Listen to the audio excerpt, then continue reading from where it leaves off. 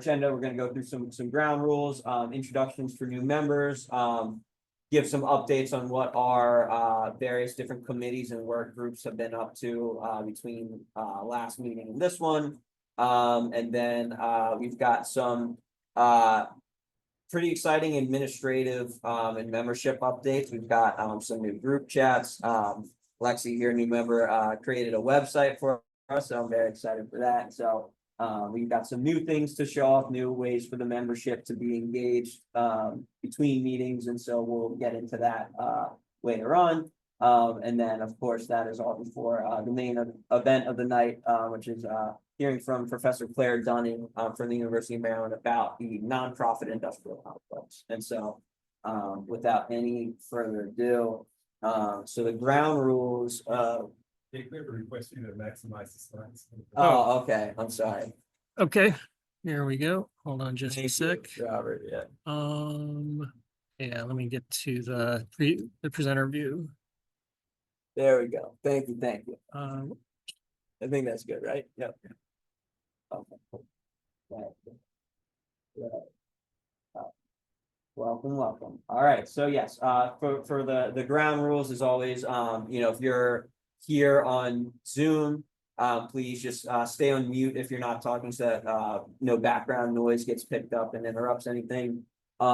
If you have anything you want to comment or question, either during Professor Dunning's portion or just during the general club business part, please either use the hand raise feature or just in person. Yeah, same thing. Raise your hand, let us know.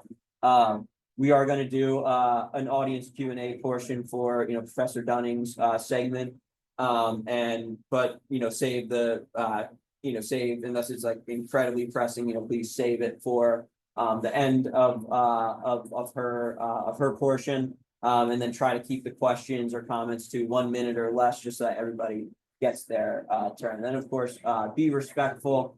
Arguably, we had an issue with that last meeting. So it's very rare that we have an issue with that, but last meeting was a more quote unquote divisive topic with questioning Columbia founder Jim Rouse's legacy. But hopefully that won't be an issue tonight. And so yes, please be respectful, even if people feel passionate about whatever. We can go ahead and do introductions either for if either it's your first meeting or if you haven't been to a meeting in some time. And so it's been a while for you. Nice to see you. Yeah, go see you. Yeah. Oh yeah, we got the microphone. So yeah, you can say who they are, where they live, how you heard about our revolution, Howard County, what you're interested in, anything else you want to share. This is Jay Gerard, and I'm from Town Center, Columbia. And I've known Jake for a number of years. Thank you for being here. Karen Emery, and I live in Oakland Mills, and I've known Jake for a number of years, so I had to consider your life. Ed Fishman, chapter leader in Montgomery County, and interested in the program, so I stopped in. Hi, Robert Olden, steering committee. Hi, my name is Ashwin. It's actually my first meeting. I'm Roger Davis, and I came here I'm a tree hugger. So I'm trying to figure out all the nonprofits in Annapolis that seem to support stream restoration, which I fight. So you have any insight in that? I'd like to hear. I think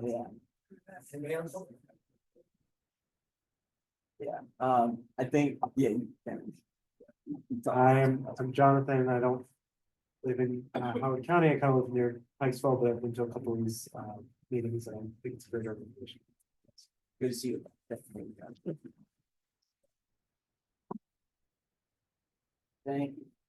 Thank you all. I'll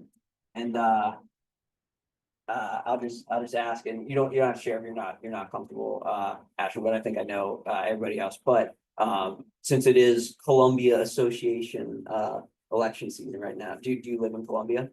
I'm in the Howard County. I'm Belfast. Oh, okay. Dorsey search by any chance?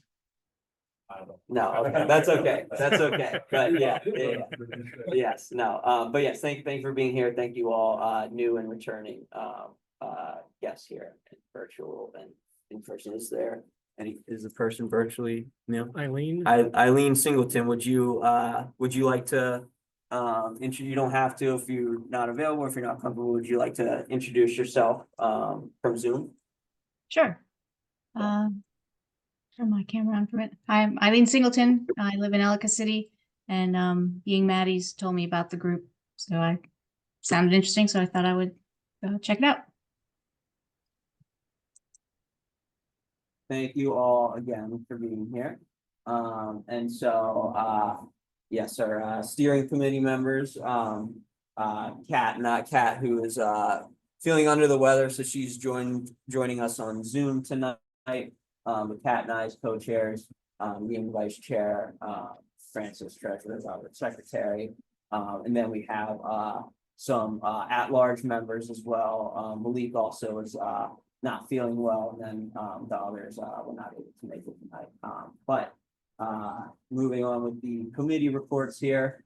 And yeah, I guess I'll get my timekeeper ready here. Limit us to 2 minutes per report. I think the first one, the treasurer report, should be pretty easy. But yeah. Yeah, so we finally got our business bank account set up so we can disperse funds directly. Yeah, so like some of the things we got, like the PA, and we're gonna be having food at later meetings, so life is good. Yep. So yeah, now we have a little bit more freedom to spend money. And so yeah, hopefully be having food at each meeting from now on, and then also have some money to do social media advertising to boost our events on social media. So thank you, Francis and Robert. I know that was had to go like 6 or 7 times, but we finally got it. So it's good announcement there. So moving on, yeah, we got over $1,500 in the chapter bank account. But we also, the state organization has a lot of money as well, and they're more than happy to reimburse us for reasonable chapter activities, and I think all of our things are reasonable. And so moving on to the next committee, also setting a 2-minute thing. So there is this corporation called W.R. Grace & Company. For those who don't know, this has been in the news for several months now, but it's headquartered in Columbia. It's a chemical company, very controversial history. It's been headquartered in Columbia since the 1950s, but there was a John Travolta movie in the mid-90s about this company because they have a history, even though they're headquartered in Columbia, they do operate internationally. They poisoned entire towns in Massachusetts and Montana. And so there was a movie, the John Travolta movie in the mid-90s about it. And so this W.R. Grace company applied for a very controversial permit for an activity called chemical recycling. I won't get into the details, but it involves heating plastics at very high temperatures to produce, chemical byproducts from it. And very controversial, a lot of science that's not healthy or safe to do right next to a community. And yet that's what they did. They, W.R. Grace sold off land to develop homes there. And then once the homes were built, they applied to do this controversial process. So the community has been rallying against them. And then they, over the last 6 months or so, they got a bill introduced at the local level, zoning regulation amendment, which would have prevented W.R. Grace from being able to move forward with this project. Unfortunately, that bill was voted on last Monday, a week ago, and it failed 2-3. Of course, the 3 council members that voted against it are the 3 council members that typically vote in favor with corporate interests, and that's council members David Youngman, Opal Jones, and Christiana Rigby. The next step is there's also residents filed a zoning complaint. County ruled against it. They appealed that complaint. There's an appeal hearing on March 18th at 5:30 p.m. at the George Howard Building. There's also 2 state bills that had hearings. those hearings have passed. One of them is to get, so counties can introduce local clean air bills, and so we might do that moving forward too. And there's also a GoFundMe to donate to the lawyer who's representing the residents for the zoning regulation or for the zoning complaint appeal. And so you can share that link, but I'm 30 seconds over my 2-minute time limit. And so I will stop there and we can go to the next committee update. And that is our Palestinian International Solidarity Committee. Start the timer again. So that's Norman Malik, who again was feeling under the weather and not able to join us today. But I don't think there's too many updates on the local level. But you know, he's just updating us on some of the rhetoric that, you know, rhetoric and actions that Trump has been doing, not just to, you know, Palestinians, but also to other parts of the world, including Haiti, Ukraine, South Sudan.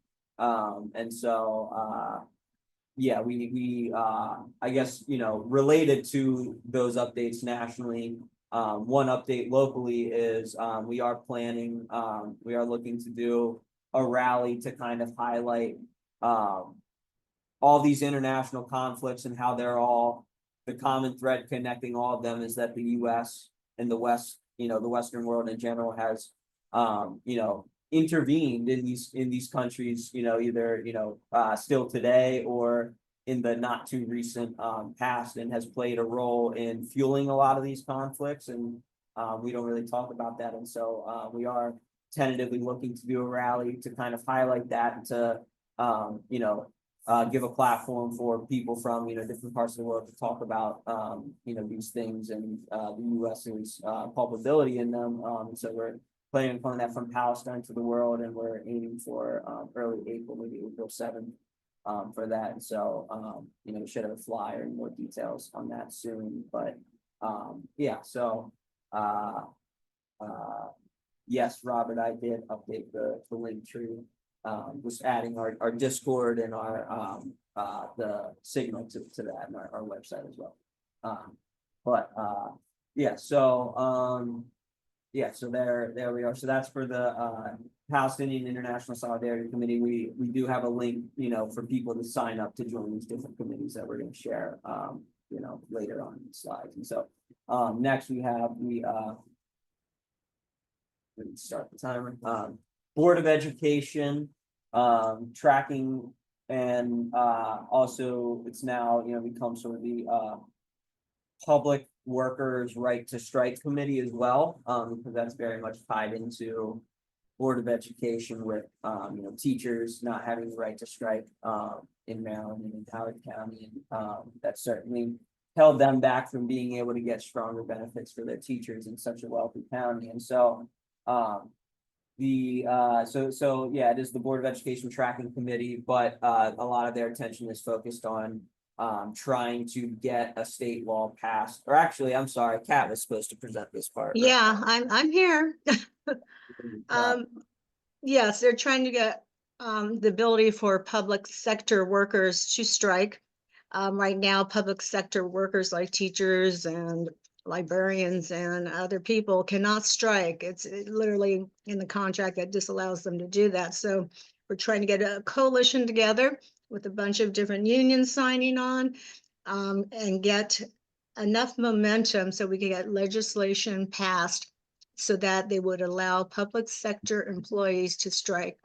And as everyone knows, the inability to strike it's like the most valuable bargaining tool you will have if the management refuses to sit down with you and discuss decent wages and decent treatment and all kinds of issues that workers are facing. So it's very, very important. Yeah.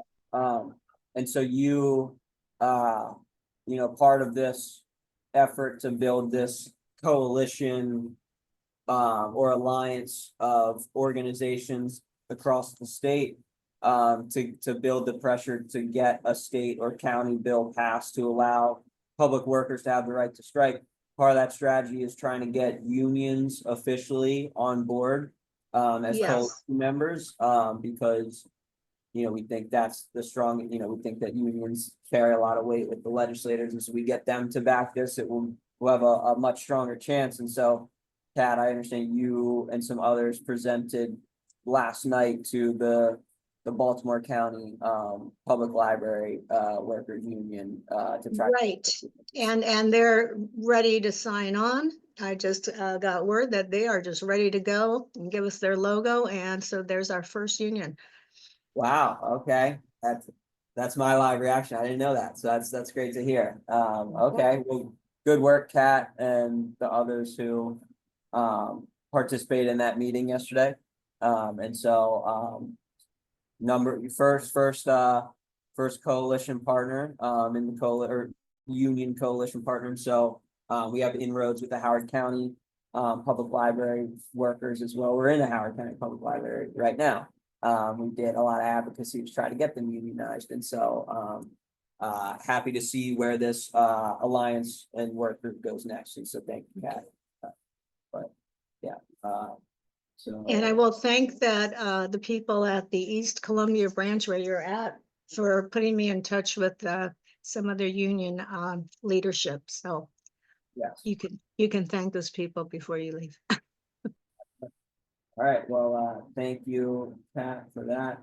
And again, we do have a link that we're gonna share for people to sign up to get involved with one or any of these committees or work groups. But if, or you could also just talk to us after the meeting tonight, or just, message us elsewhere. But so next, the Howard County Rent Stabilization, okay, with the Howard County Rent Stabilization Coalition / just tenant organizing efforts, generally speaking.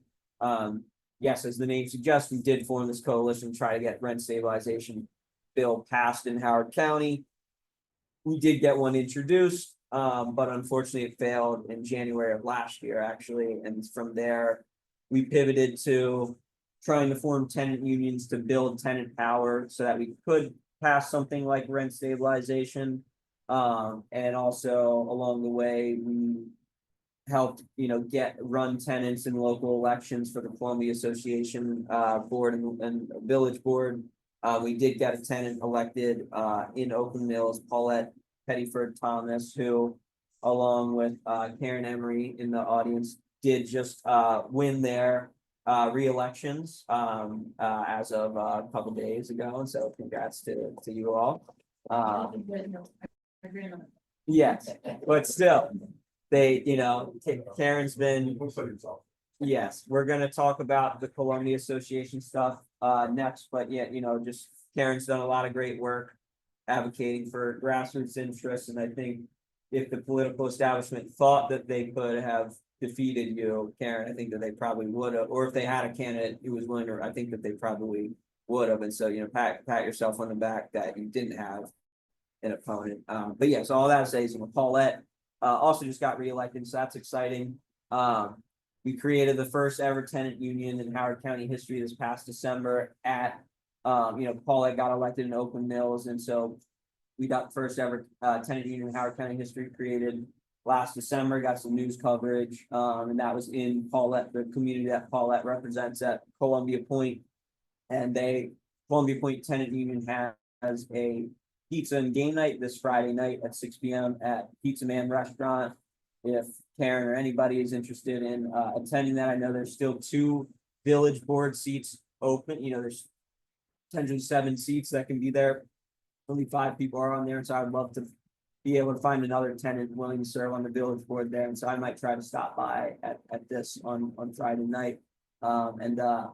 I'm a tenant. I live in Dorsey Search, and there's some other tenants in other villages who we are also having planned run in different, CA and village board elections this April to follow in Paulette's footsteps, also build tenant committees, and mobilize tenants. And so maybe we'll do a press conference to highlight that at some point once we all formally launch things. So and then, yeah, our next tenant union that we create might be at a place called Falls River Terrace, Harper's Choice. So if anybody knows tenants in Harper's Choice, please reach out and let us know.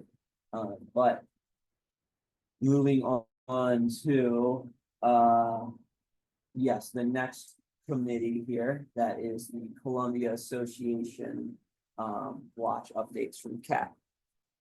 Oh, so many updates.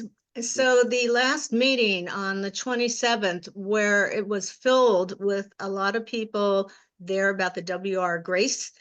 So a lot of people from Cedar Creek, and then the other coalition were people from the villages, because they are now trying to micromanage the villages and not give them money for their rentals, et cetera, et cetera. So those were the two biggest things.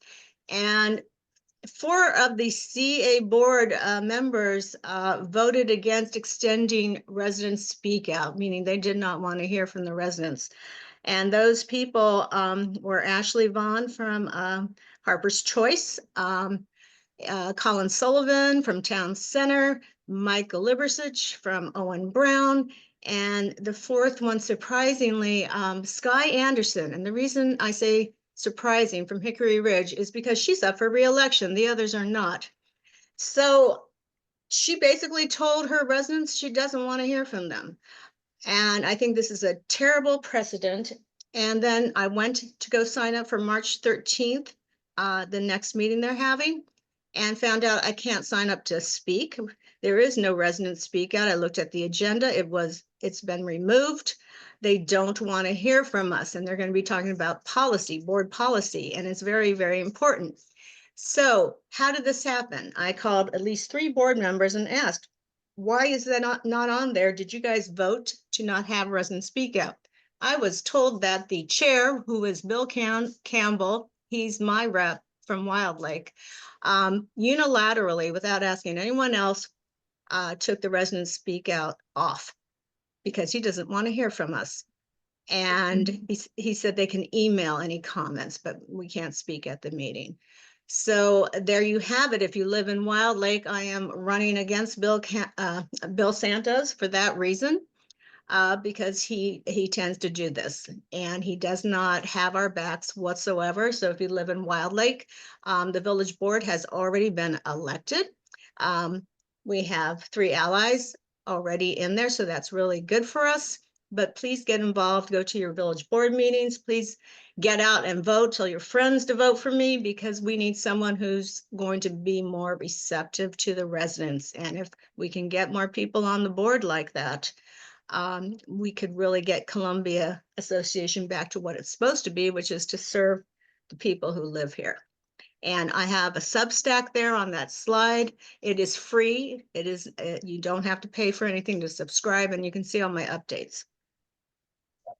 Thank you, Kat. I just want to say, Kat mentions that, Kat does have an opponent for Wild Lake CA Board. The elections are April 26th.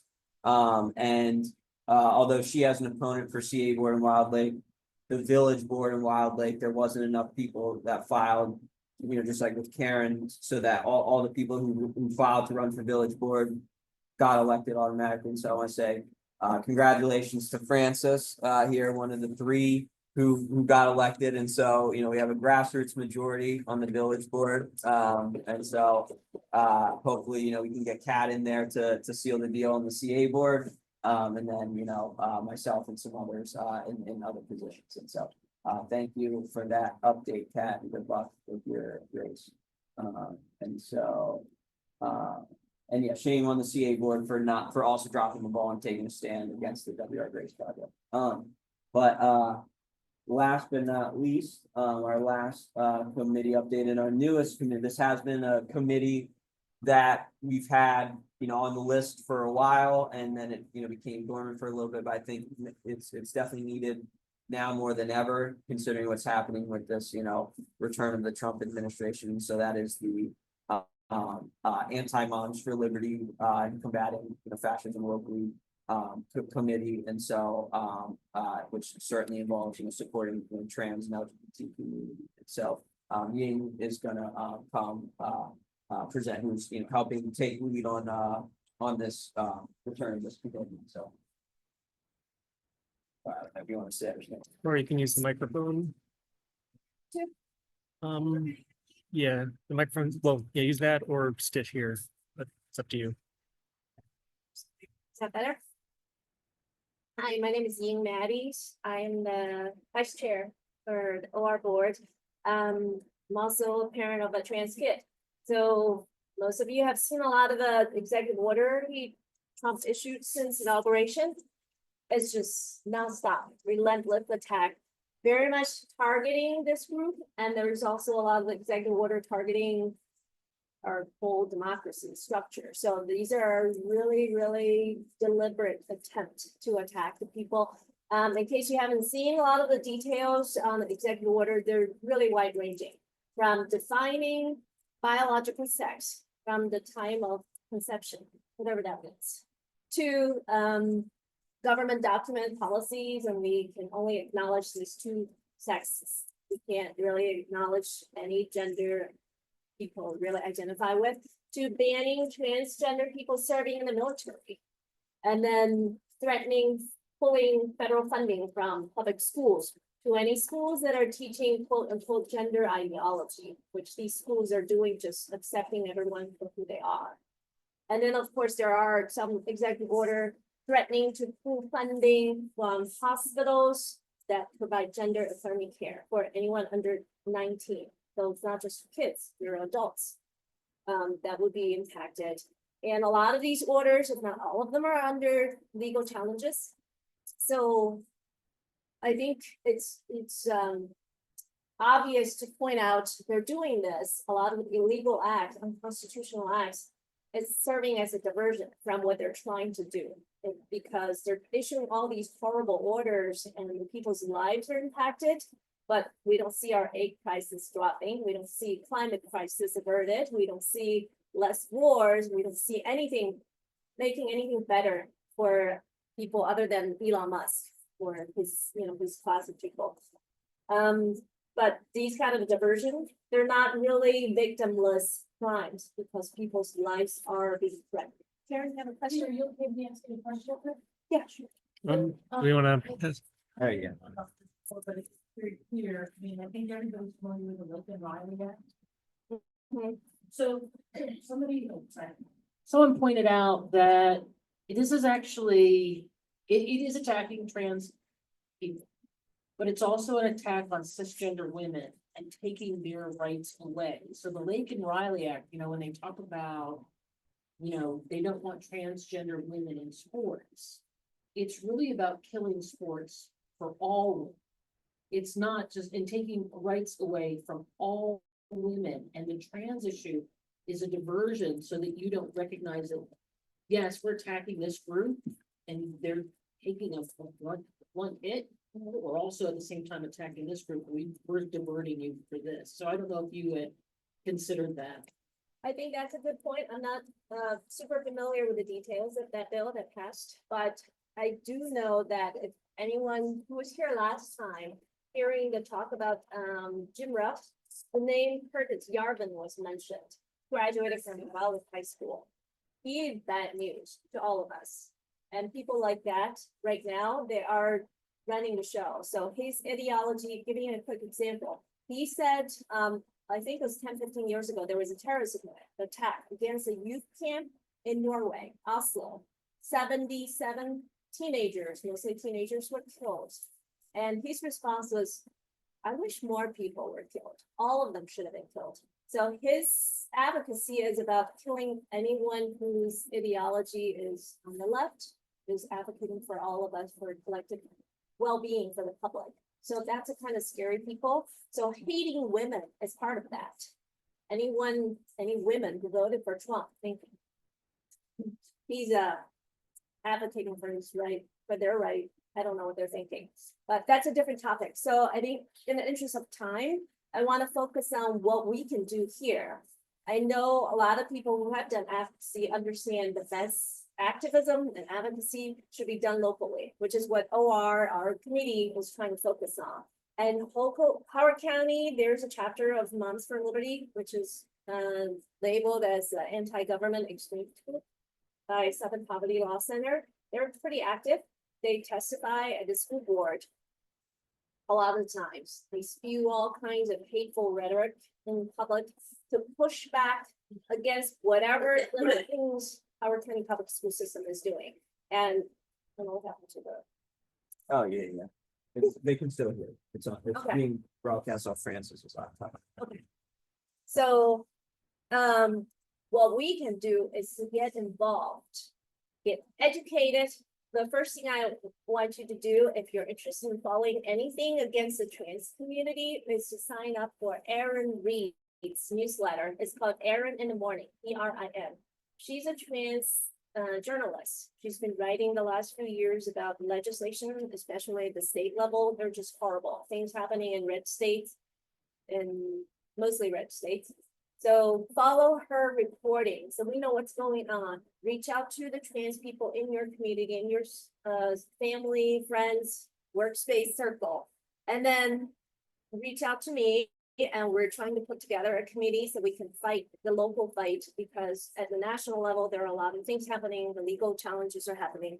Because locally, we have to hold organizations that can really make a difference in the trans kids' lives accountable. We want to support them when they do the right thing. But HCPSS, I would say they're allies, but I would put that in a qualifier, because they have some very, very milquetoast response to what's happening nationally. And that's not okay, because we can't have people just sit on their hands. We want to be comfortable. We're allies. We accept you.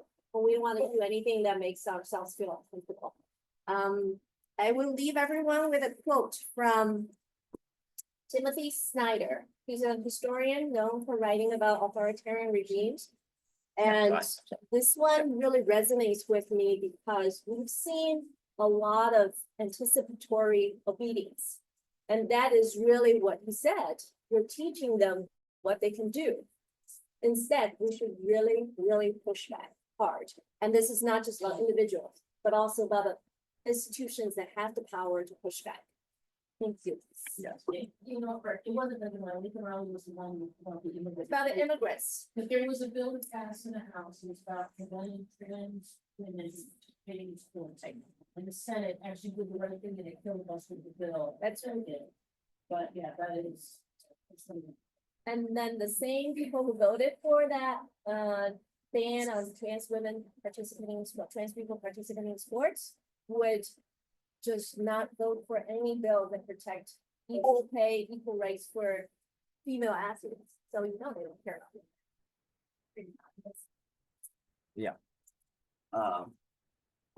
Thank you for that update, and yeah, hope, I think Moms for Liberty is still testifying at the Board of Education meetings, or people adjacent to them testifying at the Board of Education meeting, and so it would be, good to have, people pushing back and pressuring the county government school system in the other direction. And so, again, that's just a small taste of some of the committees and work groups that our Revolution Howard County has to offer. If people want to get involved outside of just attending the monthly meetings, there's quite a lot to do, as you just heard tonight. So we do have a Google form to get involved there. And I'm going to just lag out of the soon before I'm just going to get back in there so we can turn the camera on.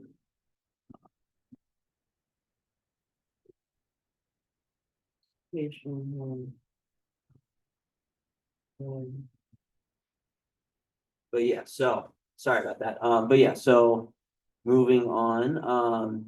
So yeah, just some quick general updates outside of the committees before we get to the main event of the night. And so that is we have a link tree. Thank you. We have a link tree. And let me turn my video on. Yeah, we have a link tree with link to subscribe to our email list to become a dues paying member. Follow us on all of our social media pages. I just updated it also to add a few new exciting things that the club now has to offer, and that is we have group chat just for general members to stay involved, stay plugged in and communicate outside of the email list. And so we actually have two group chats.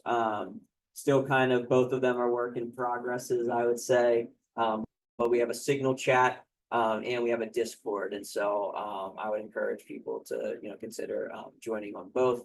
And, they are both new, but I'm happy to see that they're both, fairly active. And so hopefully we can, keep that going and, keep adding new people, to it. And then also, want to give a shout out to, Lexi here, who created, a website for Our Revolution Howard County. I don't know if you could, click it there, Francis. Click this. Yes, yep.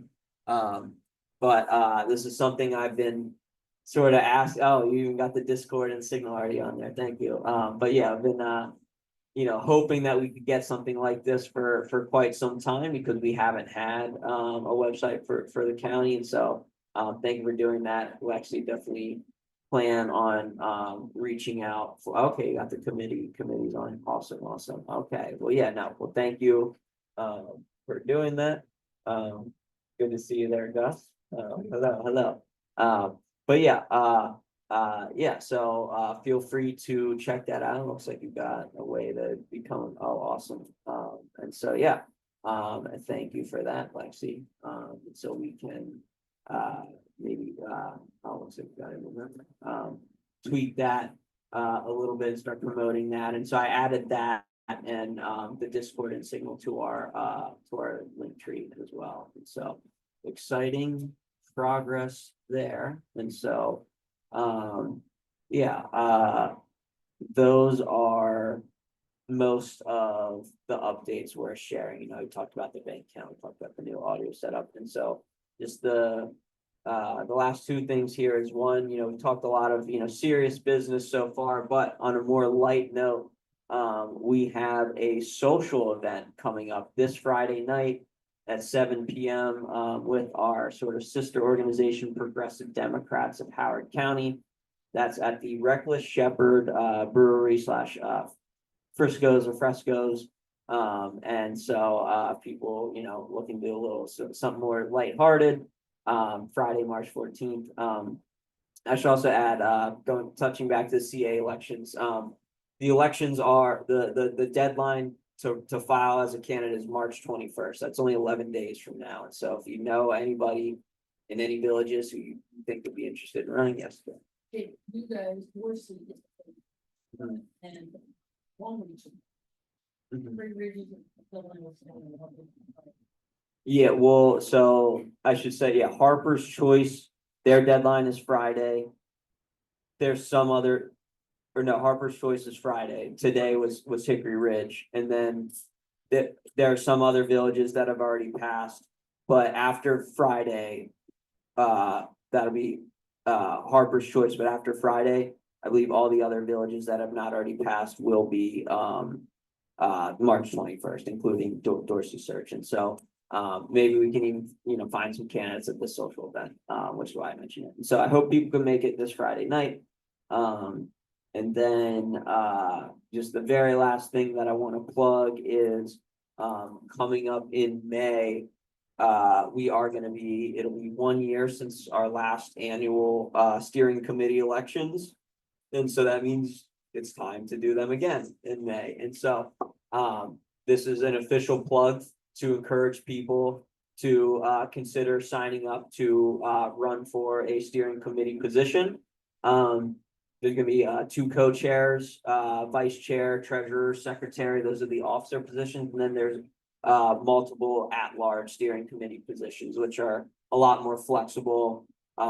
It's one steering committee meeting a month plus these monthly meetings as well for the general meetings. And then the steering committee, the at-large members just kind of do whatever is needed to be done. And, we try to find a specialty that each person can serve, but it doesn't have to be that way. But if people are interested, which I encourage people, especially if you like a lot of the things that we're involved in and don't know if you want to just get involved with just one, being an at-large steering committee member is a great way to, increase your involvement. So we sent it in the email today for, link for people to sign up to run for positions. We also have it here. For all I know, Kat and I, hopefully we both win our elections. And so, we very well may not be the co-chairs forever. And so, I hope, people are, we've done a lot of great work over this past year. I'm proud of it. I hope the rest of the steering committee is proud of it. And I hope that, that work can continue post-May. And so, there's a strong chance I probably would still run for an at-large steering committee position, even if I'm no longer co-chair, because I still want to see this group's work continue and still be involved. And, you know, I hope other people also, want to see it continue. And so, yeah, so we got that there. The, elections will officially happen at our May meeting, Monday, May 12th. We prefer that people fill out the interest form by Sunday, April 27th, just so we can send out, you know, information on the candidates and the memberships ahead of time. You're interested in like what each position does, it's on the Google form there, the descriptions. And so, yeah, I encourage people, if you want to step up your level of involvement, this is a great way to do so. And the elections aren't typically competitive. And so, yeah, I encourage people to do that. So, sorry for the long wait, Professor Dunning here, but I appreciate you and everybody being patient for the main event of the night, which is the nonprofit industrial complex teach-in. And you know, I don't want to tease it out too long before we bring the guest up, but I do just want to give some context on why I felt that this was a necessary topic to do, and just also my own sort of personal story of how I became aware of the nonprofit industrial complex. Roger, I'm glad that you're here and that you mentioned how the nonprofits operate in the environmental space, because that's actually how I first learned about the nonprofit industrial complexes. Is back when I was at college on the Eastern Shore, Salisbury University in 2018. And there's like 190-mile natural gas pipeline that they're trying to put on, that would have went through 12 of the 13 counties on the Eastern Shore. And so me and some others had formed like a grassroots group to oppose this natural gas pipeline. And one of the people I worked with lived in Baltimore City, was helping from across the bridge, and she was much more experienced with grassroots activism than I was. And of course, there's a lot of environmental nonprofits who are trying to quote unquote help with our campaign.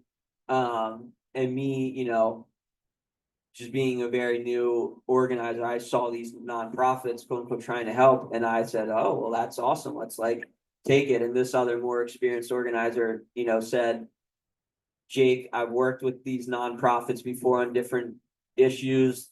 They don't necessarily have our interests involved. Hello, Snot. They don't necessarily have our interests involved.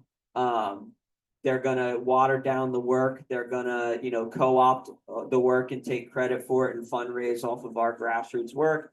And me again being inexperienced, I really kind of downplayed her concerns. I really downplayed her concerns. And thought, well, if it's a nonprofit trying to help, shouldn't we just accept anybody's help? And that unfortunately, led to sort of a big fissure in me and this fellow organizer's relationship, because I was not taking her, and she said, she used the term, they're a part of the nonprofit industrial complex, and I had never heard that term before. And to me, it almost sounded like a conspiracy theory. I was like, what the hell are you talking about? And that I didn't take her serious, and that really undermined the work of the group, and I feel bad. And unfortunately, it took me years to understand. It took me years of getting involved in Howard County and working with nonprofits, especially in the housing space, to start to see that everything that this experienced organizer was telling you about the quote unquote nonprofit industrial complex and how it can undermine the grassroots work of organizations. She was absolutely right. And I wish that I had listened to her 6-7 years ago, rather than, not listening to her and then having to learn the lesson the hard way from, trusting these groups time. Not to say that these groups can't have any, positive value in grassroots movements, but you just have to know who you're getting in bed with, or at least that's my philosophy. And I certainly didn't know. And so all that I say is, I want to save other people from making the same mistakes that I did. And so I was excited to hear that one of the leading sort of scholars on this nonprofit industrial complex concept is Professor Claire Dunning here who teaches at the University of Maryland, College Park School of Public Policy. And so without any further ado, yes, I want to, invite you up here to please, tell us about, and I guess we have two mics, so we Yeah. can both, If she could sit in front of your computer so we yeah, can see her. okay. So. There we go. So, yes, welcome. So, I'm gonna pull up, sort of the list of questions that we have, but if first, if you just want to, introduce yourself, to the audience in person and virtually of, who you are, what's your background and sort of your connection to this topic, I guess. Thanks. Thank you for having me. This Yeah. was a delight. I'm sorry we couldn't make it work in January, Yeah, but your patience, I appreciate it. Yes. So I'm Claire Dunning. My PhD is in history. I'm trained as a historian, but I teach at a policy school. And I always tell my students I teach at a policy school because I like being surrounded by students who want to think about the present and the future. Now I argue every day that we can't understand where we're going if we don't know where we've come from. But I like being surrounded by folks who are working actively to create a better world and maybe help them think about how to do so. I came at this topic.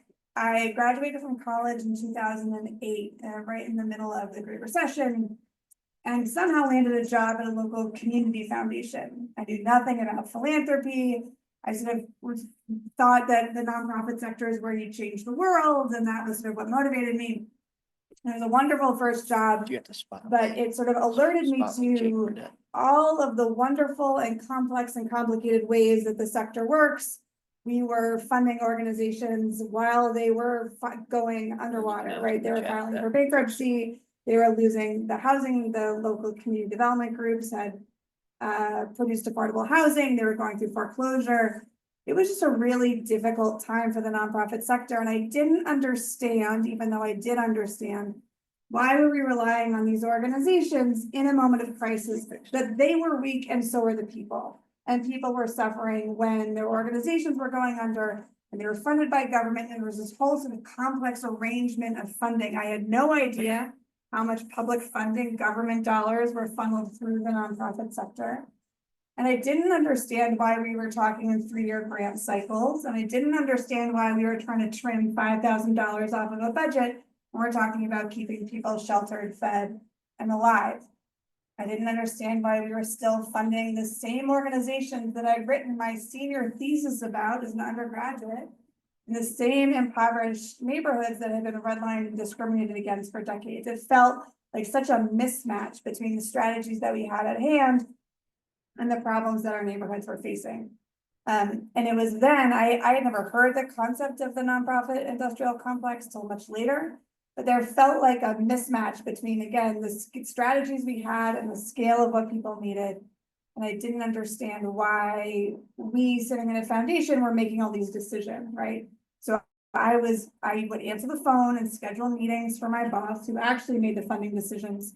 And when I would call to schedule a meeting, executive directors of nonprofits would step out of the meeting to take my call. And I'd say, please call me back. Like, I am very, I will sit at my desk all day, pretty bored. You can call me when you have time, but no, because the foundation was calling, right? People took my calls and it was this power hierarchy that made me really uncomfortable. But again, I didn't have a vocabulary to understand it at the time, much like your experience, Jake. So I went to graduate school to try and figure it out. Got my PhD in history, wanted to study the nonprofit sector, wanted to study its relationship to government, wanted to understand why it plays such a significant role in cities in particular. And it was in graduate school and then after writing a book where I got introduced to this concept of the nonprofit industrial complex, which comes from a 2004-2007 volume called The Revolution Will Not Be Funded. It's a brilliant collection of essays. I highly recommend it.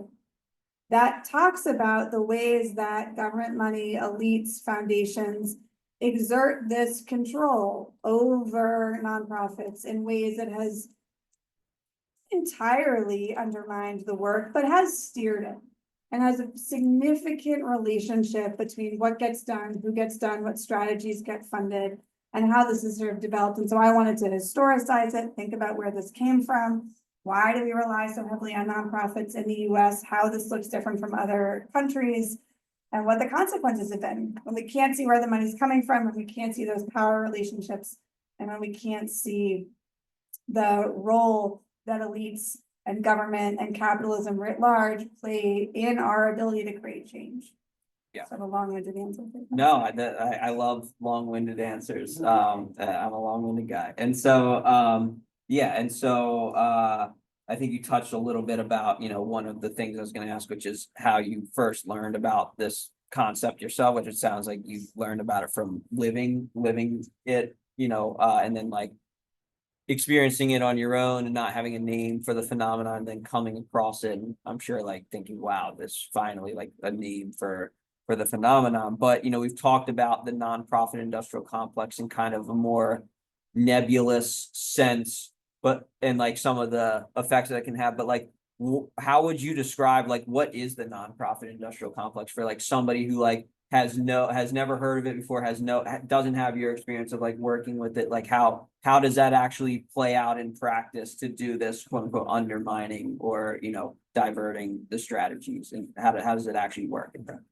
I'm curious how many of you had actually heard this term before Jake put it on your posters? A little bit? How many of you work in a nonprofit? A little bit, or have in various different capacities? Our Revolution is a nonprofit. There you go. Yeah. See, right? Yeah. So that's one of the things I tell my students. The nonprofit sector is huge. Yeah. It's boring. It's aligned to the tax code. It doesn't mean anything. It's just tax status. It's what people infuse it with. So to paint the sector with a wide brushstroke, like Harvard University, which is a bigger GDP or bigger income than plenty of nations, and local community groups are all nonprofits, right? So it's not fair to sort of brush it off. But the term is basically understanding that nonprofits are not just atomized entities, but are part of a wider structure that's connected to the state and connected to the market and reliant upon typically funding decisions made by people in power, right? I think the Trump administration's freezing of federal grants has really alerted folks to think about grant making as a form of power and think about the consequences and the invisibility of government grants, that they are so widespread, but we don't see them, and we don't see them, we can't defend them.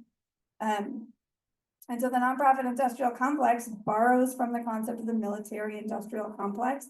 It is meant to help us think not just about individual organizations, but about the wider structural relationships that all the sort of quote unquote social change work is happening through this subsidized tax-free space, where there are organizations that still participate in market activities, right? Paying salaries, paying rent, right? Keeping a website afloat, all of that costs money. So it's a question about where the money comes from and who groups are therefore accountable to or not accountable to as a result. Yeah. And so, yeah, no, I think that's a very good explanation for people who have never, heard of the concept. But, so you talk about that, nonprofits are reliant on these, this grant money, and a lot of people really underestimate where those sources come from or just how reliant they are. And so what if, somebody said, okay, so nonprofits get a lot of money from governments and from local governments and from, corporations or foundations. Why is that a bad thing? How would you say, like, how is that a negative thing, and why does that maybe undermine, some of their stated goals? So that's a great question. It's not necessarily a bad thing. It's just a complicated one, right? Power can be great, but power can also be bad, right? These things can cut both ways. So in the 1960s, the Johnson administration made this big federal change where federal dollars could go directly to grassroots nonprofit organizations. People fought really hard to get access to that money because groups that had been long discriminated against, Black groups in particular in inner cities, demanded access to public dollars, saying we are fulfilling a public mission and we want access to this public dollars, right? It was a call to participate, a call to take on governing, and a call for inclusion, right? This is all really good. Government grants help pay people's staff time, help organizations pay rent. They do after school care, they tutor, they build housing, they subsidize rent, they provide all sorts of really valuable goods and services in communities. So I don't want to paint all of this as sort of evil and bad. No, This money is really good and it's really important. Where it becomes complicated and problematic is who's actually making the decisions about whether or not a group should be funded, right? That's happening usually outside of the community, excuse me, by government officials who are saying, all right, you did a good job, but you got a little too political, right? We didn't like that you sort of called us out for our racist exclusion of some neighborhoods over others. We're not gonna renew that grant, right?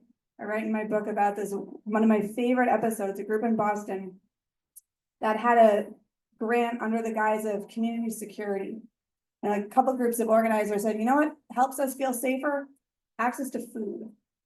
And so under the guise of community security, they did some security stuff where they would escort elderly folks to the mailbox on days that welfare checks were arrived, but they also started a dried food distribution program.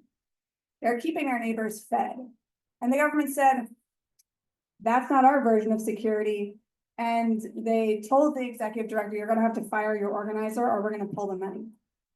And the executive director sort of hems and haws and says, we really like the work that they're doing, but if they pull the grant, then I have to fire 3 people instead of just 1. So they let the organizer, this guy, William Shabazz, go. And the executive director knows it's not a great choice, right? He knows that he's forced to make, it's a lose-lose.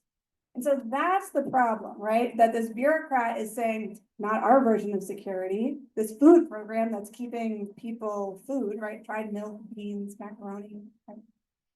That's the problem. Same thing with foundations, right? That foundations love things that they can measure, that they can count, that sort of looks good, feels good for their version, which is typically a white liberal elite version, if we're lucky, about what change looks like.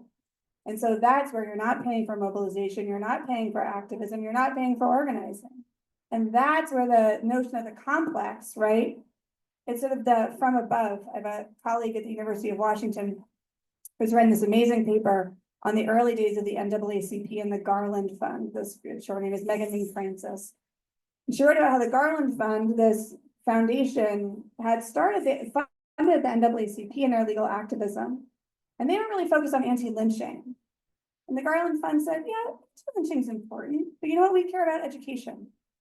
And they funded what eventually became the Brown v. Board desegregation decision in 1934, enormously important, right? World-changing legal decision. But Francis writes, right, the Garland Fund, quote, captures the NAACP, not by saying lynching isn't important, but by saying education was more important. And we can't say that we want to give back Brown v. Board, but we can also at the same time hold in our political imagination, what if the NAACP had been funded to continue and persist on their anti-lynching work, right? It's a question that we have to hold simultaneously. We don't want to give back Brown v. Board, but we also want to think about what if they had kept anti-lynching on the table. That's a fascinating example. I did not, so who was the group that was funding? They're called the Garland Fund. Is that like a white group? Yes, very much so. Wow, okay, so yeah, I mean, it's a good, point that you bring up of, the nonprofit is only as good as the people funding it, and so if there's, good benevolent, actors funding a nonprofit, then it could be a good thing, that could be, power being used in a good way, but yeah, if it's, people using it in a different direction, that's an example of people from a group who aren't even a part of the group that nonprofit is supposed to be serving, and yet they're steering it in a certain direction, because they control the funding mechanisms. And so, yeah, I had another question on here, like, to what ends do these, funders, try to push the nonprofits in, but I think you touched on that a little bit of, you said they get quote unquote too political, and really what direction they're trying to push them in might be completely contextual based on like that specific example, but and yeah, the NAACP example, it was pushing them away from anti-lynching.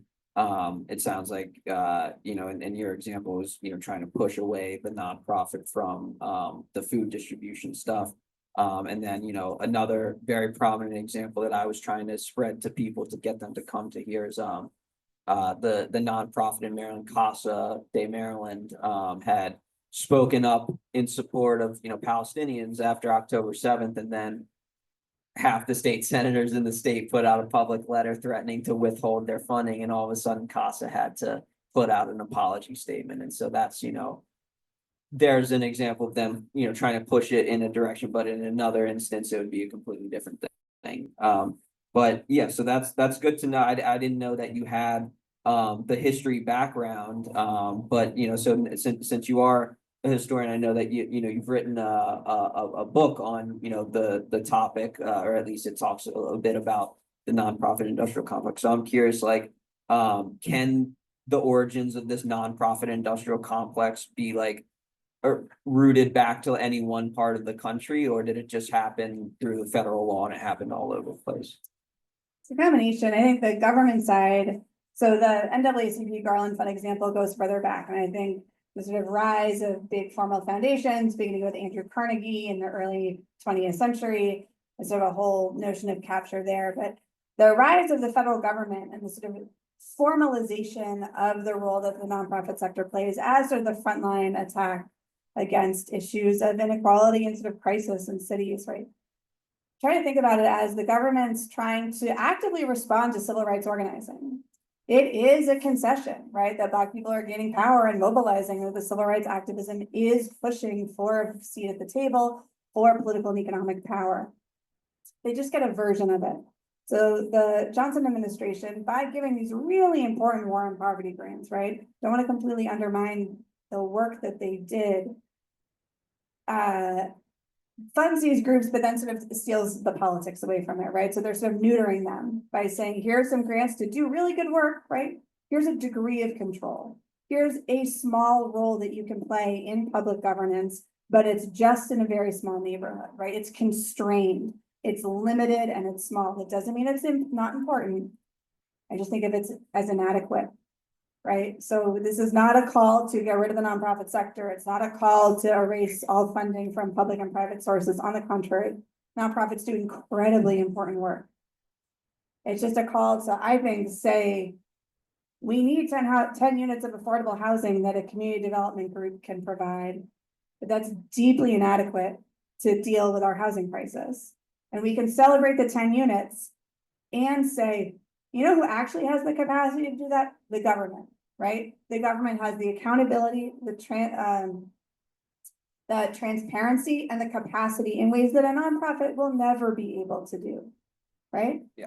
It's not unimportant, it's just inadequate. And so the 1960s and onwards, it becomes a sort of politically popular way. I tell my students all the time, I love the nonprofit sector because the right and the left both like it for very different reasons, but everyone loves a nonprofit. There's something like cozy about it. And so I think that's interesting, right? I think it's really interesting when the right and left can sort of converge, not always. But it becomes really popular from the right and the left to sort of support community groups, to fund in really limited ways the kind of work that they're doing. And so I think that's intellectually interesting, and I think we need to call it out as a political project of elites to control what's happening on the ground, and to therefore sort of forgive their ultimate responsibility, right? Who actually has the responsibility to provide and keep people sheltered, fed, alive, and safe? The government. And it's a way of sort of backdoor giving a nod to it without actually providing at scale with accountability and with transparency, and in a democratic system, how goods and services and rights can be protected. Yeah, no, I appreciate that. And again, I'm familiar with the concept, but I haven't like dug too deep into the history, but it sounds like it does, at least, pieces of it trace back pretty early on to, Carnegie and those folks. And so, with that being said, like, you're saying that, the way that billionaires and elites can kind of game the nonprofit system in a sense. And so my question is, do you think that the nonprofit system was sort of intentionally designed that way to make it very easy to co-opt, or was it more there were good intentions and then it kind of just got co-opted along the line? I don't know if you've looked into that at all. It's probably a little bit of both, right? I think people not everyone, a lot of people do have genuinely good intentions. they're actually trying to create change. But they're blind to how their own sets of preferences, their own identities, their often whiteness, wealth, and eliteness blind them to what effective strategies might be, right? So I think there are good intentions, but the who holds power, it's a way of sort of perpetuating who holds power by giving away degrees of it without substantially sort of upending the table. Yeah. I mean, it is also created as a tax shelter. It's created as a way to subsidize elite donations. There's a very clear sort of legislative history in the creation of the tax exemption. It comes after the creation, immediately after the creation of an income tax. If you create an income tax, what's income? What's not income? Income that's donated. What's an eligible entity to which it can be donated to?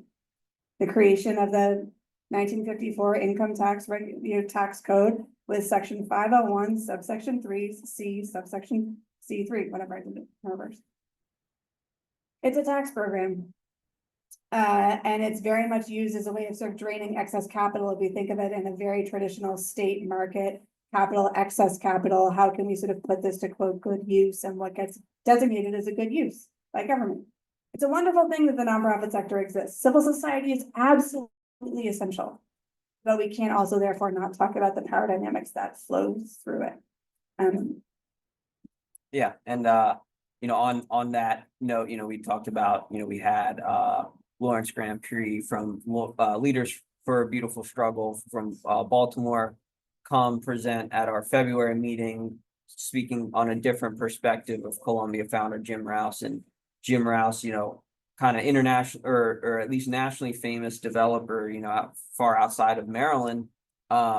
He had his private development company, the Rouse Company, but what he also created was a nonprofit development arm called Enterprise. Yes, one of the most, you know, the largest nonprofit affordable housing developers in the country, from my understanding. And just in the last 6 months or so, Jeff Bezos' ex-wife, Mackenzie Scott, donated like $75 million or something. And so, yeah, I'm sure that that money's probably, you know, I was at a community meeting with some Harper's Choice tenants, you know, that Falls River Terrace place where we're going to form a tenant union. That's Enterprise managed, and the conditions are not good. And they just got $75 million, and they did a community meeting telling the residents that none of the $75 million is going to go towards, you know, it's going to go towards, you know, quote unquote resident services, but nothing like improving the buildings and all that.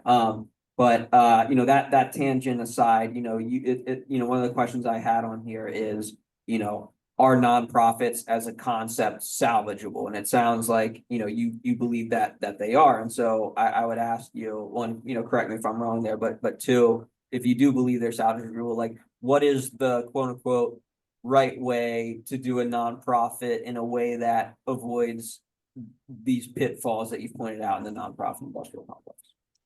So I think, right, the sort of assumption is that not for profit, right? We're always talking about money though, right? And we're always talking about revenue, where it comes from, who's it owed, et cetera.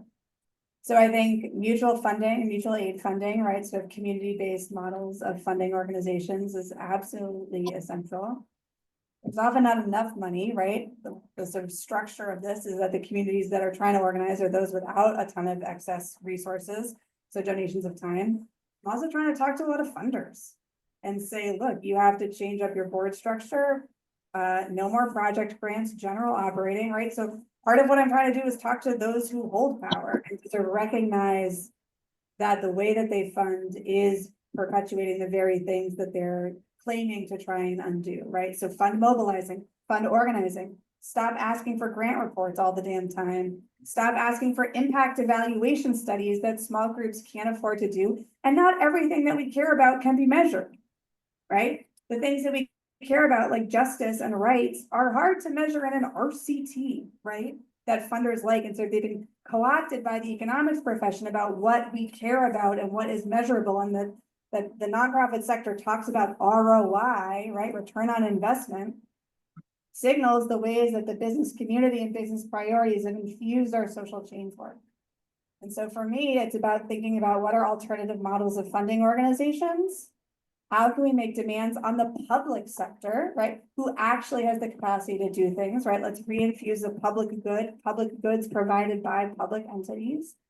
And talking to those who hold money about what is an alternate way of distributing their resources that is more participatory. It is more focused on empowering those who have been completely held out and asking them, whose money is it actually? If it's been tax subsidized, that's also our money. And can they start talking openly about where the money comes from? I've done a little bit of work on reparations and foundations. And thinking about, you may be patting yourself on the back because you're doing good work now.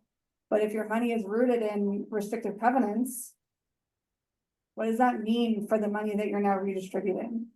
A separate conversation, but one that I think is linked about whose money is it and how can we rethink how it's distributed? No, that's a good, great points on, ways to do nonprofits in a way that is more true to their stated goals. And so, I think I do have a couple other questions here, but I want to, throw it to the audience, give them an opportunity so we don't run out of time here. But yeah, Roger.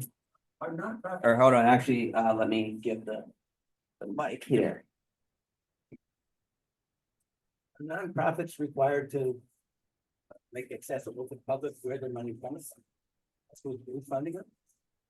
They have to file, yes, annual 990 reports with the IRS. There's different ways in which they're very confusing documents to try and sort of parse out where the money is coming from, but yes, there is public reporting. Well, that depends on which kind. Yeah, exactly. So it gets, I'm not a lawyer.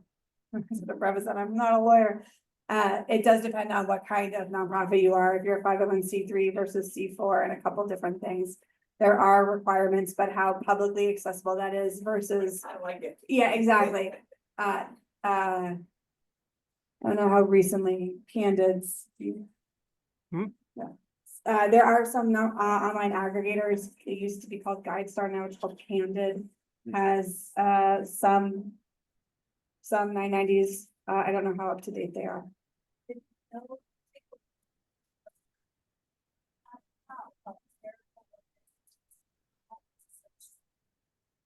Name, Thing. it's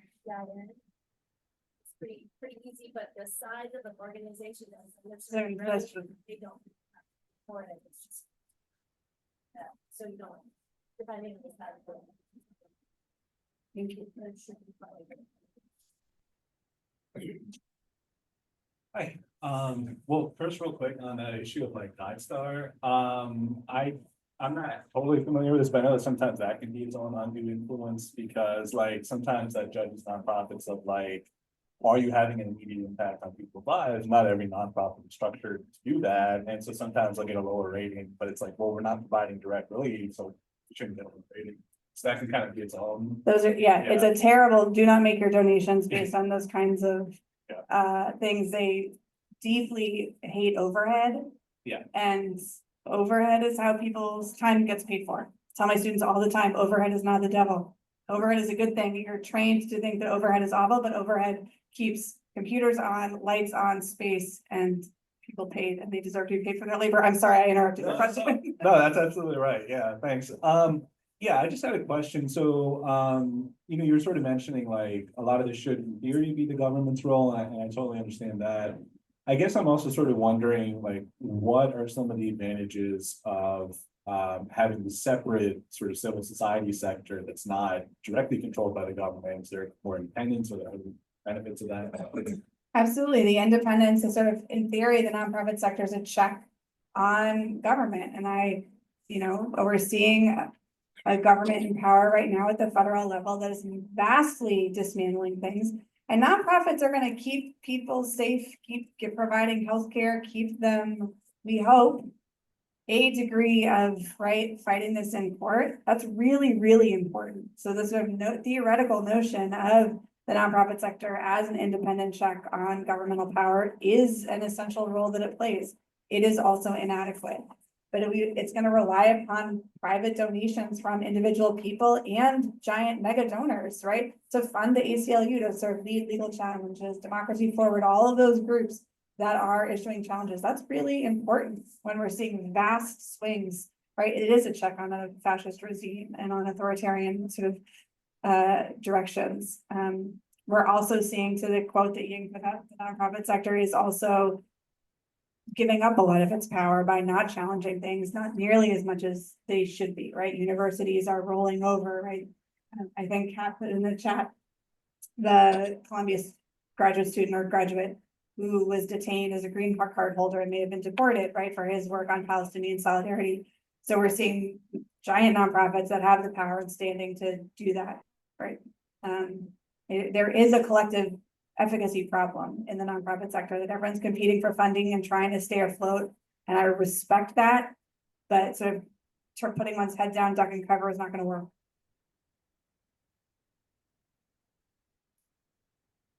Well, I don't know if you guys can hear me, Yep. but, every time I see a presentation similar to this one, I just think capitalism is the root of all evil. And so can you talk a little bit about how the role that capitalism plays, because you made a statement earlier about how the entity that has the power to really make change and that we all pay for, and that is a nonprofit, is the federal government. And so how do we change the structure that we have? You know, so that, because if you're a nonprofit and you're feeding people, I feel like, you know, the government should be making sure everybody gets it. Right, there should be some basic things, so I don't know, I'm not sure you're able to do that. Yeah, no, I mean, I think it's things like this, right? It's things like forming tenants unions. We're trying to find, we have legislation in the General Assembly right now to, as faculty and people at the University of Maryland to be able to unionize. We're fighting for shared governance on campus as you're all thinking about public sector right to strike. So it is all about capitalism. I think tax policy is a huge piece of this. Like, let's stop talking about trimming grant budgets and thinking about what's a more equitable tax policy look like, where more of the money is going to government, and not saying, oh, well, we'll just take care of it in the charitable realm, right? So it's all about tax policy. It's about building and mobilizing and making demands on the government to fulfill those needs and sort of pull back the curtain that when rights are delivered by government, we can see them. There is more equity there and more rights are delivered as opposed to a food pantry. That doesn't mean food pantries don't need to exist.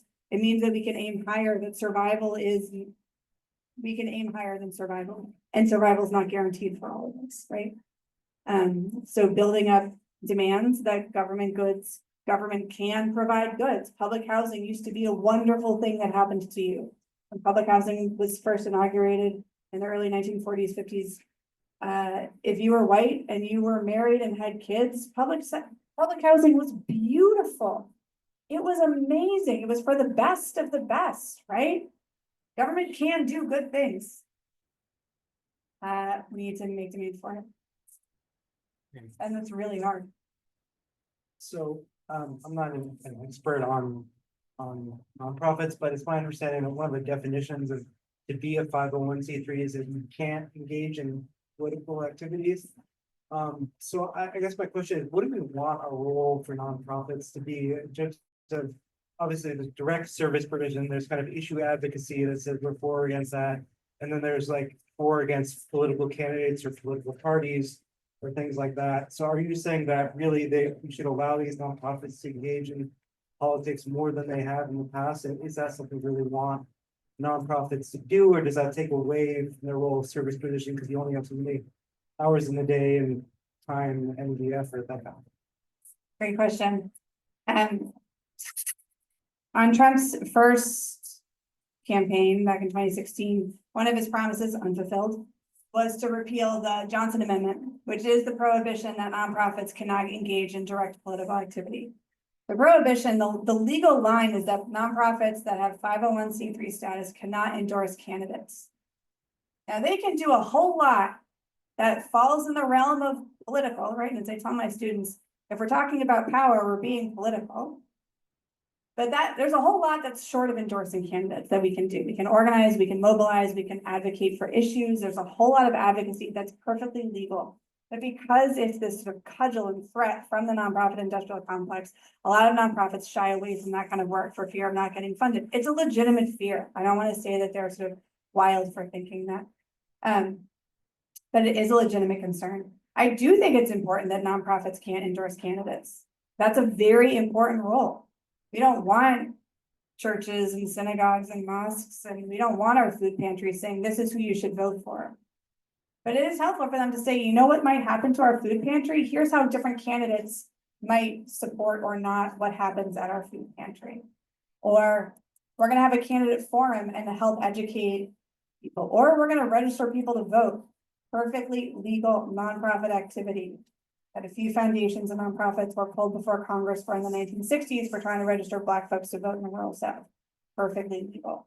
So I think it's about thinking not just around the sort of formal partisan political activity of not just endorsing candidates, other groups can handle that with other sort of tax codes, but mobilizing folks for saying, what are our priorities, and pushing campaigns out of more sort of issue-based policy, getting people together, this very activity right here. And there are sort of different like flavors of nonprofit, like you can have a 501c3 and a 501c4. Slightly different tax treatment, but with other advocacy advantages to it. And a C4 can endorse candidates, right? But they're still a nonprofit. They're But still a nonprofit. They can't- C4s don't get tax benefits though. The Wait, but C3s. organizations do, but the donations to the C4s are not tax deductible. Okay, before you speak, there's a question from Zoom. Are there any current examples of community organizing driven model that you talked about as the right way to do nonprofits, and what could other groups learn from that? I think what you're doing right here, I think our resolution is very much in the model of organizing at the hyper local level. I don't even know what Howard County villages are. And I'm learning, Yeah. right? I just learned a whole lot in your opening minutes of the sort of 5 minutes that you talked about local villages. I'm not from Maryland. When I first got here, all my students started introducing themselves to me by the county.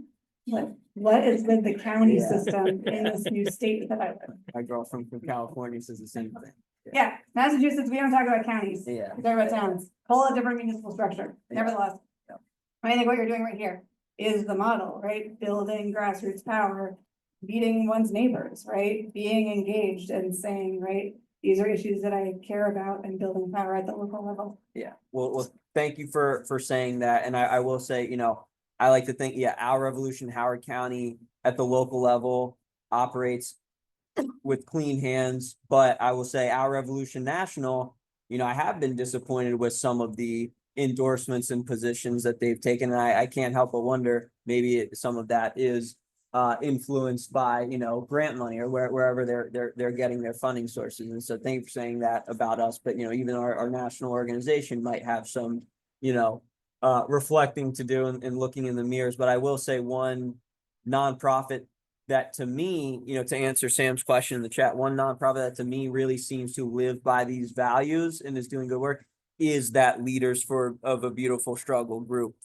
with Lawrence Grand Prix, who spoke at our last meeting. So Sam, I don't think you came to that meeting last February, but I would recommend you go look at the recording of it on our YouTube channel, our February meeting, and also look into Leaders of a Beautiful Struggle. I think if you're in the Baltimore area, especially because that's where they're active, is in Baltimore. But there's another example. But thank you. Yeah. I was gonna start off with making the distinction between 3 and 4 cats, this distinction. Yep. But they both exist, and then our revolution does endorse it. C4. You spoke about at the very beginning about both parties are into the nonprofit industry, and I think in that level, there's a huge distinction. Because the Democrats, the people on the left, really respect that divide. Yes.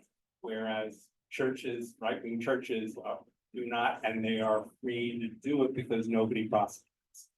The IRS does not investigate, and so there's a huge inequity, and I don't know how we address that. But obviously, we're not going to when Trump is controlling the IRS. Yeah, absolutely. The right uses the nonprofit sector as a way of gutting public provision, right? Charter schools are a direct way, which we're seeing, right? The sort of transformation, not just charter schools, but the sort of school vouchers, all the ways in which public dollars are going to private parochial schools, all sorts of ways that is sort of hollowing out our ability to provide public education.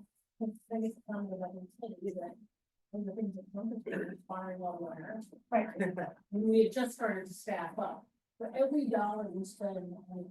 Oh, We Could- get Could you take the microphone? The IRS is an excellent investment. For every dollar we spend, we get $7 in return. So if, we go after people who are not paying their taxes, and we're not talking about people in this room, we're talking about really wealthy people who regularly do not pay their taxes. And if you wanna clean up nonprofits, one of the ways to do that would be to further staff up the IRS. So they can start looking into these churches and other organizations who are breaking the rules. Yeah, strangely enough. Yeah, Elon Musk, the IRS people he fired mostly were from the large government and billionaire auditing departments. I'm sure.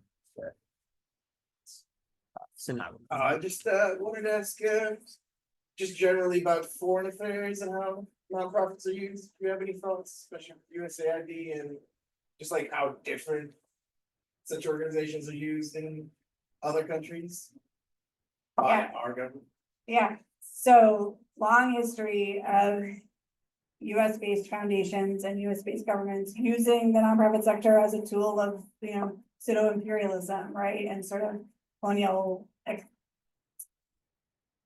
imposition. So one of the biggest examples that we can sort of point to, Rockefeller Foundation had a significant investment in the notion of population control.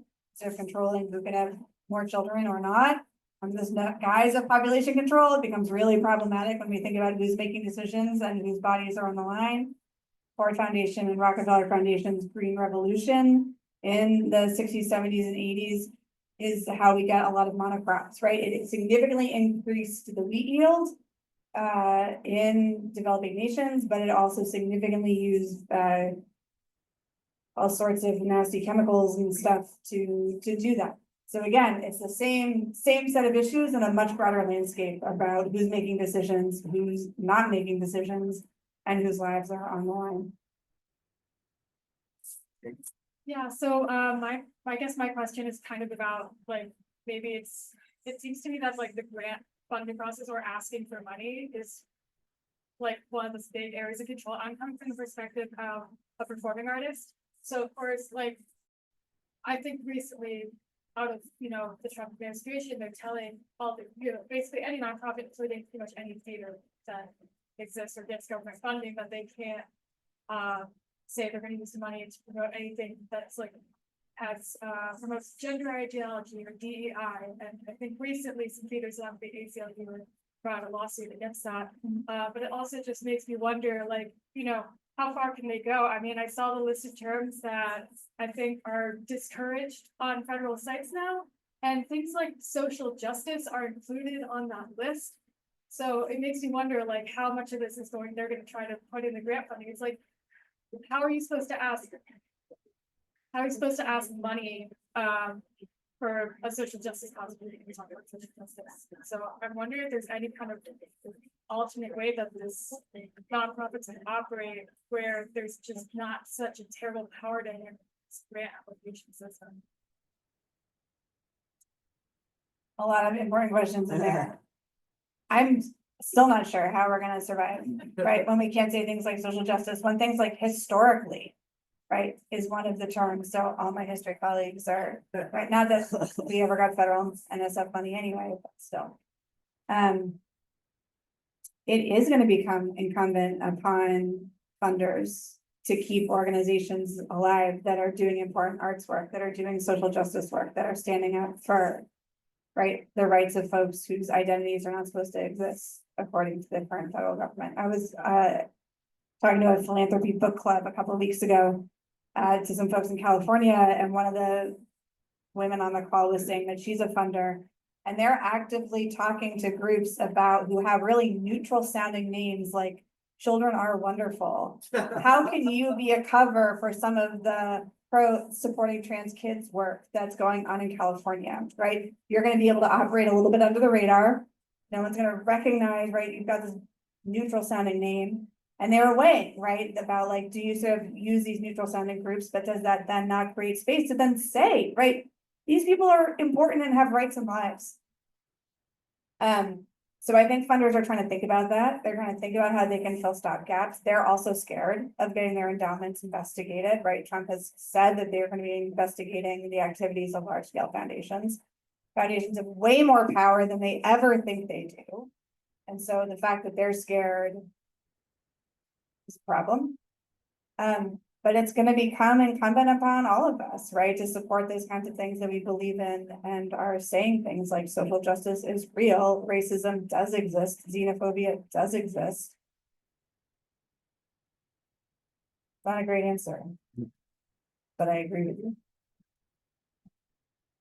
Well, are there any other, I don't see any other questions on the Zoom, though feel free to add in. I don't see any other in person. Oh, yes, sorry.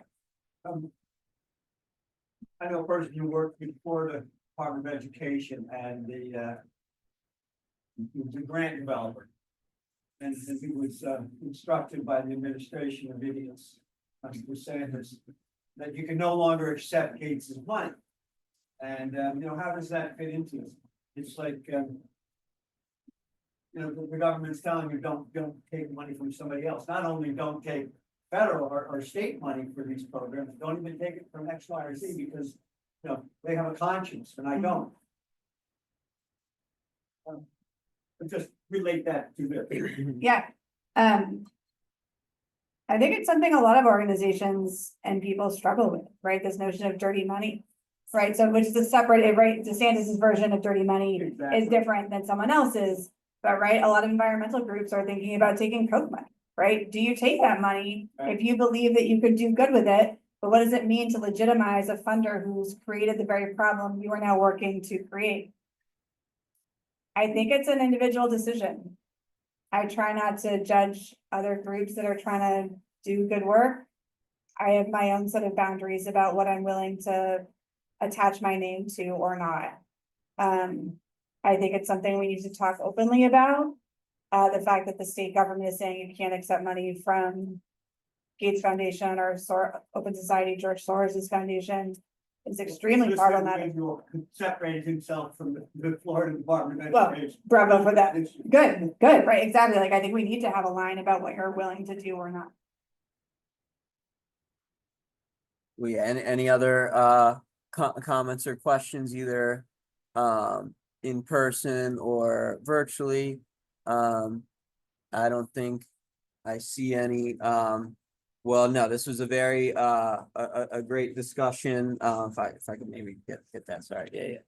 Thank you, Rob. This was a great discussion. Again, I already knew quite a bit about the nonprofit industrial complex, but I still learned quite a bit, and I hope that those who didn't had never heard of the concept, your eyes are now open to it. And the more that you were talking, especially with like the question about like the foreign aid that Sanad asked, there's a new term that I wanna coin. I Googled it to see if anybody else had. I couldn't see anything, but basically, Rob, you asked about the environment. I'm sure you're familiar with the term greenwashing, and that's what WR Grace is doing. That's why it's being reported in the news that what they're doing is plastics recycling. That's not what they're doing. That's a greenwash term. Stream restoration, that's a greenwash term. And so greenwashing is just basically the practice of taking a nefarious practice but then putting a very misleading label on it to obscure. I want to coin this term nonprofit washing of basically a government or a private entity wants to do something really bad, and they know that they're going to get criticized for doing it because it's going to look like a blatant money grab. But if you just create a nonprofit and have the nonprofit, suddenly, it's not, it's for benevolent things. And that's happens with housing, it happens with the environment, it happens with foreign aid, and it's really just covers for, things that if, again, a private actor was doing or a government was doing, people would say that is so inappropriate, but the nonprofit do it, suddenly it's okay. And so, again, thank you so much, Professor Dunning. And I know you have a book if you want to plug, it's about this topic. If you want to tell people what it's called and how to get it if they want to learn more, maybe. It's called Nonprofit Neighborhoods: An Urban History of Inequality in the American State. You can ask your local library to buy it, or you can buy it from the University of Chicago Press. Yes. Thank you. And yeah, the libraries also funded by foundations a lot in that. And that's important. Yes. But yeah, so unless there are any other comments, questions, and concerns, I think we can, One more thing. Vince. yes, oh, sorry.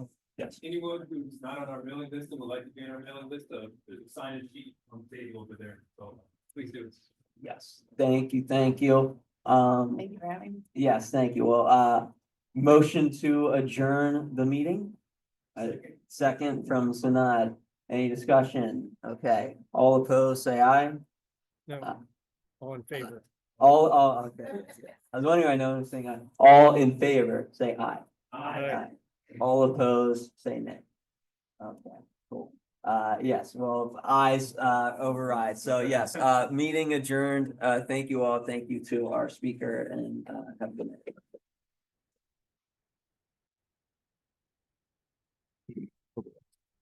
Yeah, thank you for the meeting. Yes, thank you, Karen. Thank you.